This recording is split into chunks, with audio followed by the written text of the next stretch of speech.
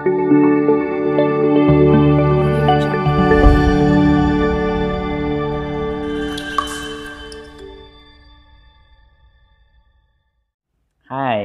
ketemu lagi di Jalur Hati. Ngomongin aja biar kamu plong, oke? Hari ini kita akan bahas kembali. Kalau beberapa konten sebelumnya kita fokuskan pada satu pertanyaan, tapi karena memang ternyata di kolom di bawah deskripsi ini tentang curahan-curahan sobat-sobat DHB ternyata banyak banget. Jadi saya coba di sini menjawab beberapa pertanyaan yang sudah tentunya kita cek, dan saya pastikan bahwa semua pertanyaan yang masuk di curahan di link Google Form yang sudah kita sediakan itu akan dijawab secara bertahap tentunya, karena kalau dijawab langsung semuanya kayaknya juga nggak akan fokus. Oke, hari ini kita akan bicara tentang perasaan, percintaan tepatnya gitu ya. Di sini ada 3 pertanyaan yang saya bawa untuk kita coba kupas, dan mudah-mudahan ini menjadi solusi. Siapa tahu kamu yang sekarang lagi nonton ini mungkin tidak curhat, tidak mengungkapkan, tapi mengalami kejadian yang sama, dan itu bisa jadi menjadi solusi lah buat kamu gitu ya, gambaran setidaknya gitu ya. Pertanyaan pertama ini panjang banget pertanyaannya, bisa dibilang satu halaman HVS nih gitu kan. Saya coba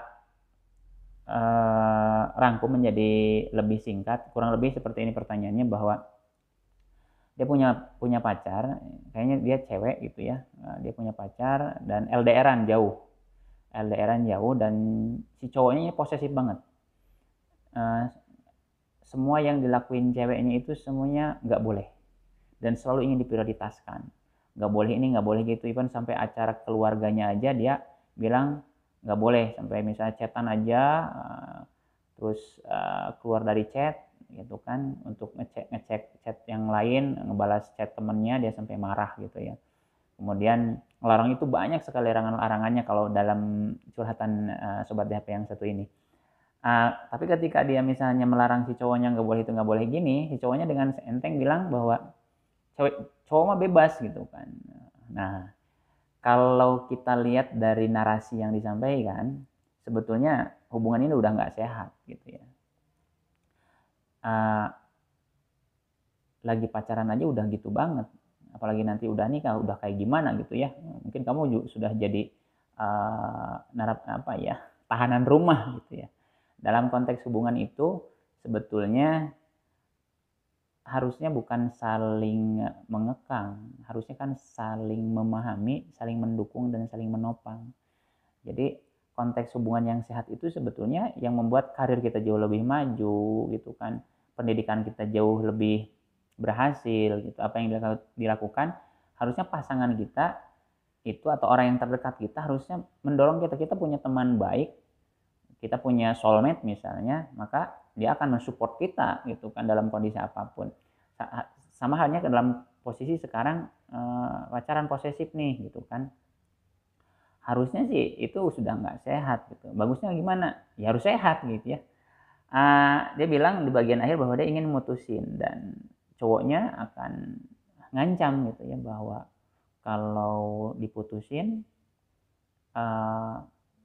dia akan ya secara tidak langsung mengarah pada mungkin bunuh diri atau yang lainnya gitu ya. Dan ceweknya, isi udah sobat DHB ini takut gitu, ketakutan dan nggak tegaan gitu, dan dia merasa tertekan, menderita dengan hubungan ini. Nah, oke, kita coba cari solusi yang terbaik. Satu, sejauh memang kamu belum siap untuk memutuskannya gitu kan, atau berpisah darinya karena takut tadi, karena kamu juga nggak tegaan, jangan lakukan itu, daripada nanti juga jadi beban. Kemudian juga siapa tahu ancamannya menjadi kenyataan, kamu akan dihantui rasa bersalah seumur hidup. Gimana caranya? Ada sebuah cara yang memang bisa dikatakan ya butuh kesabaran. Dalam hal ini misalnya gini, kita bisa mulai dengan cara kalau sekarang intensitas komunikasi itu sehari sampai 5 kali gitu kan, mulai dikurangi. mulai dikurangi gitu kan. Banyak hal yang kita bisa lakukan. Toh kalau dia marah, hanya marah saja kan toh jauh juga, nggak akan ini gitu kan. Kalau dia harus gimana ya udah gitu kan. Toh ketika diajak putus juga nggak mau kan gitu. Jadi ketika dia marah ya udah diabaikan lah tanda kutip, ya didengarkan untuk direspon seperlunya, tapi kalau sudah berlebihan ya abaikan saja, tinggalkan saja, dalam artian sudah gitu. Dia akan butuh proses untuk bisa menerima kamu yang ada, bisa dibilang berubah yang tadinya perhatian banget atau selalu ngontak menjadi agak jarang. Nah, itu akan dijarangin mulai gitu perlahan-lahan tanpa dia sadari. Kamu sudah mulai misalnya yang tadinya sehari tadi 5 kali menjadi 3 kali, 2 kali, 1 kali, lama-lama jadi 2 hari sekali, 3 hari sekali, terus itu berproses, perlu waktu kan. Toh kamu juga sekarang sekolah atau kuliah gitu kan, sambil menempuh pendidikan, kamu bisa mulai rentan itu mulai berkurang.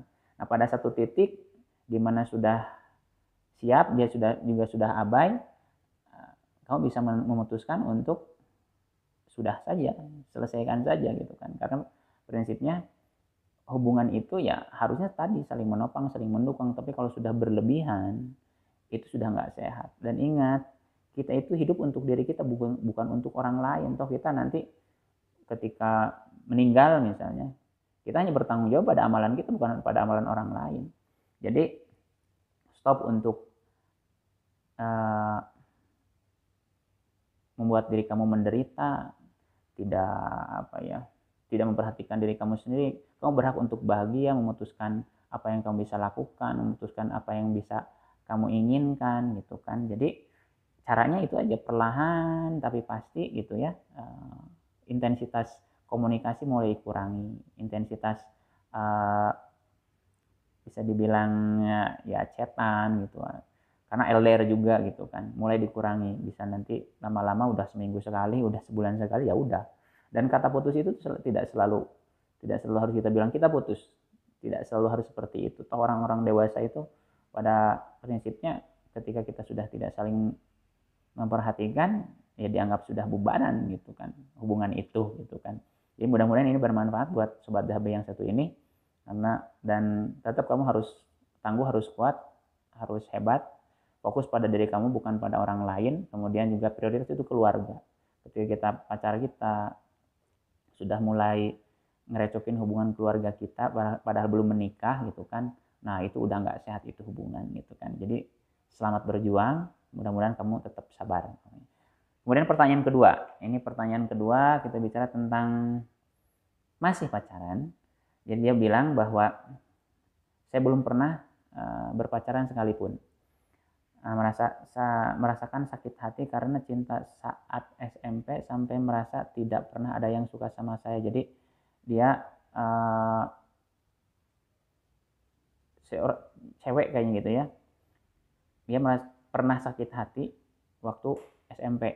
Nah sakit hati ini, trauma ini ternyata dibawa dan membuat dia jadi nggak pede gitu kan. Dan semenjak SMA menjadi was-was terhadap cowok, seperti kalau ada yang deketin ya, kenapa sih dia deketin aku, dia jadi dihantui rasa curiga yang berlebihan gitu kan. Terus dia juga bilang nggak mungkin deh dia suka sama aku, jadi lebih tidak percaya diri gitu kan, sehingga dia merasa sendiri, merasa kesepian gitu kan. Padahal teman-temannya bilang juga bahwa padahal dia itu suka sama kamu, tapi ternyata dianya nggak bisa, nggak percaya diri gitu kan.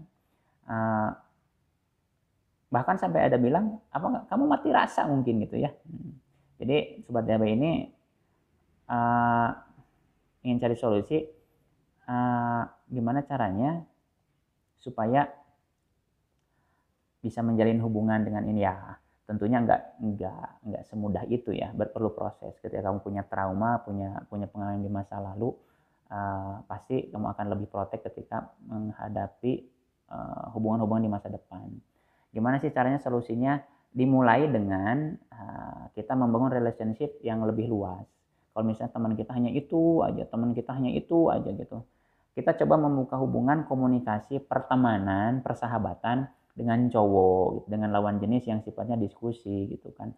Buat lingkaran pertemanannya agak lebih luas. Kalau teman kamu sekarang hanya 2 atau 3 orang dan cewek semua, coba deh punya teman cowok yang gokil, yang humoris gitu, yang ya mungkin 3, 4, 5 orang di kelas mungkin. Kamu bisa banyak membangun relationship yang lebih ini.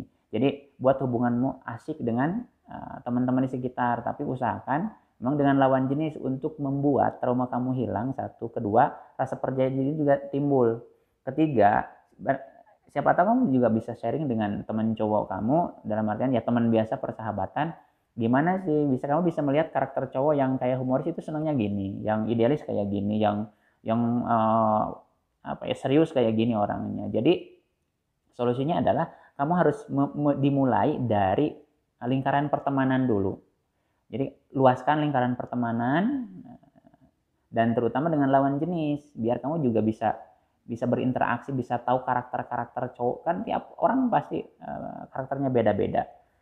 Dan dari situ akan timbul rasa percaya diri yang mudah-mudahan itu membuat kamu open relationship, membuka hati kamu untuk menerima ya cowok yang suka sama kamu, tidak lagi paranoid gitu kan, ketakutan, menjadi prasangka buruk pada cowok-cowok yang deketin kamu gitu. Jadi prosesnya awalnya adalah kamu harus membuka lingkup pertemanan dulu dengan sekitarnya, terutama dengan cowok teman-teman kamu yang memang ya gokil, humoris gitu kan. Jadi jangan berteman dengan itu terus, kamu nggak akan pernah berkembang kalau terus dengan itu. Jadi harus ada tambah teman, bukan meninggalkan teman yang lama, tambah teman. Relationship-nya ini. Pertanyaan ketiga, bukan pertanyaan kedua, pertanyaan ketiga.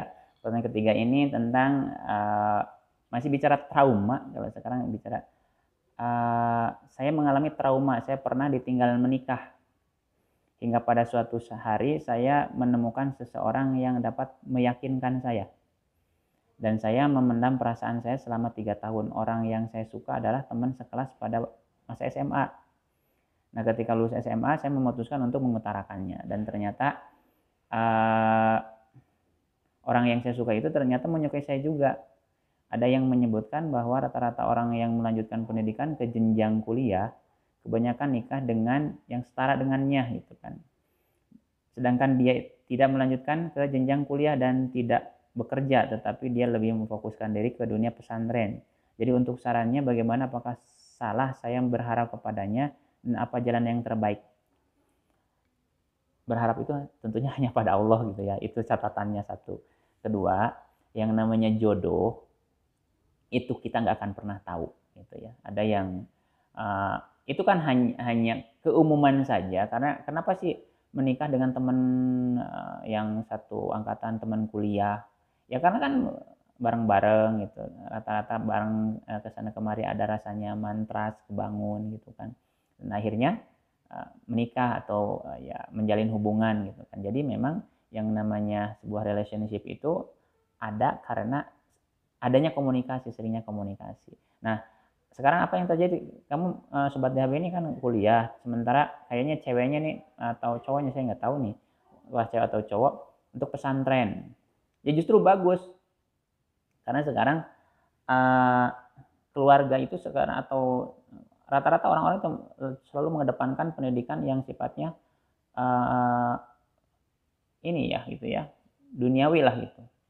Bagaimana mencari uang, mencari pekerjaan, sementara rohaninya atau mentalnya atau misalnya basicnya, fondasi agamanya kurang, sehingga kan banyak yang menghalalkan segala cara, korupsi atau misalnya melakukan hal yang tidak terpuji gitu kan.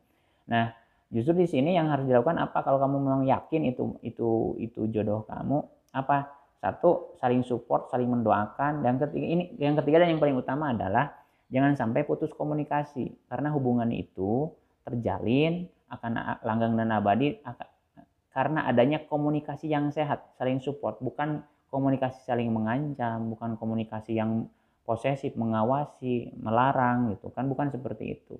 Jadi kalau misalnya nggak ada aturan pakem apapun bahwa yang nikah itu nanti setara barengan yang kuliah dengan yang kuliah, enggak ada. Jadi jodoh itu memang misterius. Ada yang bilang bahwa jodoh itu jorok, kita bisa nikah sama temen dulu yang kita anggap culun, yang kita ejek, mungkin ternyata jodoh dan menikah gitu. Dan sekarang yang kamu lakukan adalah fokus kuliah, mencapai cita-cita kamu sekarang, kemudian even pacar kamu yang pesantren gitu ya, atau tadi yang punya komitmen hubungan yang pesantren, saling mendoakan, tetap komunikasi yang baik gitu kan, saling support, kemudian kita merancang masa depan yang lebih baik, yang sehat gitu kan, bagaimana kita menjadi pribadi-pribadi terbaik dan bisa berbakti pada orang tua gitu kan. Jadi itu mudah-mudahan bisa menjawab kegalauan dan pertanyaan kamu. Mudah-mudahan juga kamu tetap sehat dan semangat, dan yang utama mudah-mudahan kamu jadi plong. Omongin aja biar kamu plong. Demikian, terima kasih. Ketemu lagi di konten berikutnya. Assalamualaikum warahmatullahi wabarakatuh. Dadah.